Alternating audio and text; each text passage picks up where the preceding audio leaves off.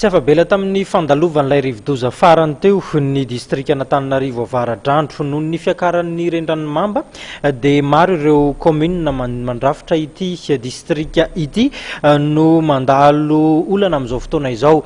Saika dibrano avokoa ary no manamorona izany rendrano izany ary anjatony maro ihany koa ny traboana vokatra ny fandalovan'ity rivodoza ity.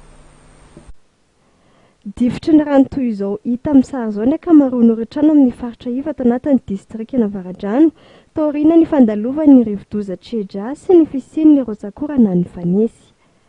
Ho an'ny teo aniva ny fokontany Ambohitsiarivo dia miisa 5,700 ny traboana, 490 ny trano tipo-drano ary 7 kosa ny trano nirodana.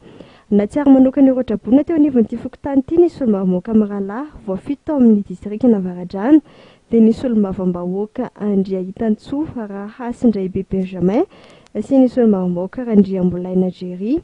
Ny asabotsy teo izy ireo no niona tamin'ny vahoaka teny toerana ary nanolotra vary sy fitaovana ilaina amin'ny fiainana andavanandro azy ireo.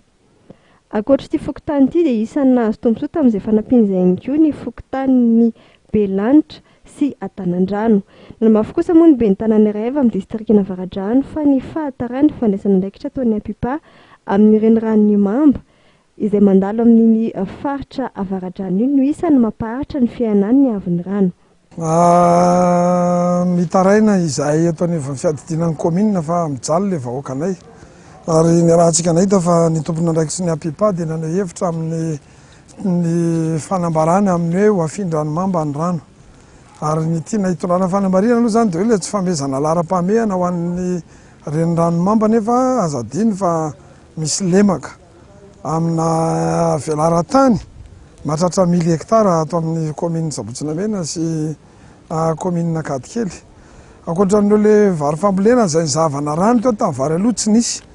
Amin'izao ma fa manao vary vaky ambiadytsika dibon-drano indray ilay rano satria tsy avoaka n'ilay rano aty amin'ny commune Avaty Mamba dia noho izany rahantsika mahita hoe nanotokantran'ny olona raha mivesatra n'ilay rano. Ka tena naovana antsoavy mihitsy ho an'ny tale jeneralin'ny Apipa mba hijery manokana n'ity faritra avaratra eto ity. Fa raha izao no mitohy dia somary anahirana ihany raha fijery an'izao zavatra izao ary tsy hafenina fa efa somary tezitra ihany ny mpamboly, ny mpiopy, eo ihany koa ilay olona mivelona sy miaina ety anivon'ny faritra iva. Nisy ny antso nataon'ny ben'ny tanàna Sabotsinamena ny amin'ny tokony andraisan'ny Apipa andraikitra mba hisiany famoahana ny ranon'ny Mamba izay manimba tokoa ny voly amin'ny velara-tany manodidina ny 10 hektara any amin'iny distrika Avaradrano iny.